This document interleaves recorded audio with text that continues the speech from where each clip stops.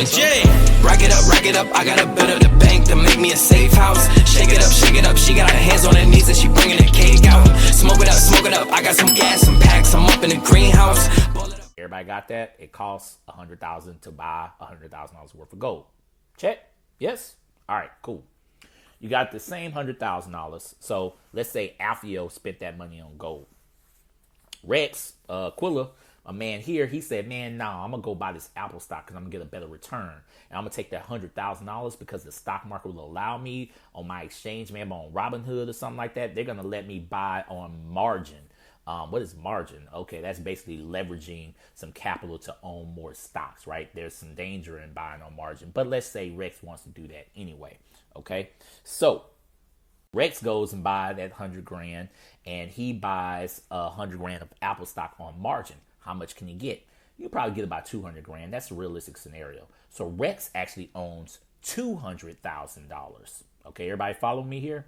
Rex owns $200,000 of Apple stock. All right. Alfio owns 100 grand worth of gold. Rex owns 200 grand worth of Apple stock. Dope. Then I'm coming in. What am I going to do with my 100 grand? I got 100 grand too. What am I going to buy? I'm going to use my 100 grand as a 20% down payment, and I'm going to go buy a multifamily apartment complex for $500,000. Let's recap. It's going to take me 20% down to buy this $500,000 apartment complex. That's my 100 grand. So we've all spent 100 grand in 3 different ways. Alfio spent 100 grand on gold, and he owns 100 grand in gold. Rex spent 100 grand and bought on margin and bought Apple stock. So he owns $200,000 worth of Apple stock.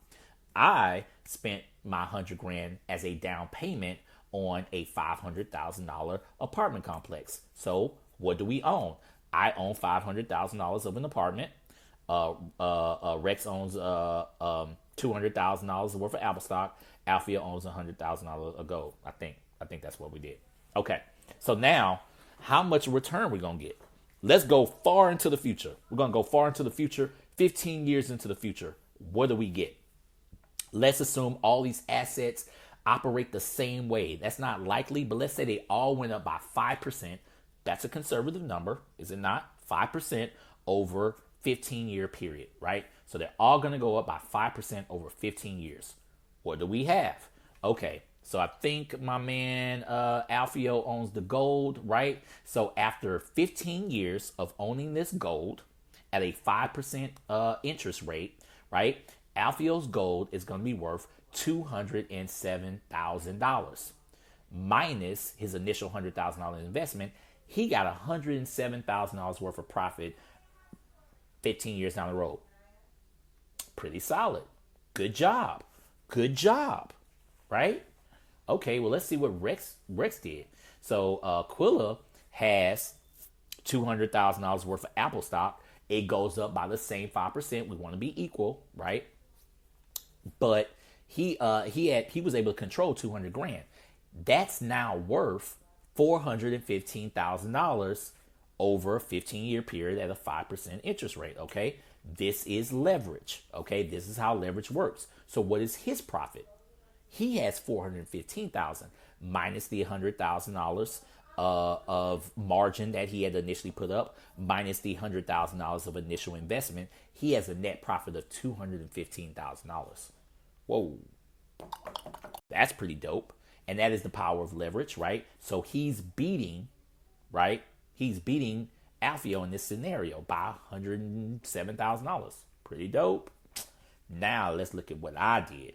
Okay, so my property also went up by only 5%. So we're being constant over a 15-year span. Okay, but I was able to acquire a $500,000 apartment complex with this same down payment money. So now my apartment is now worth $1 million. Okay, $1 million.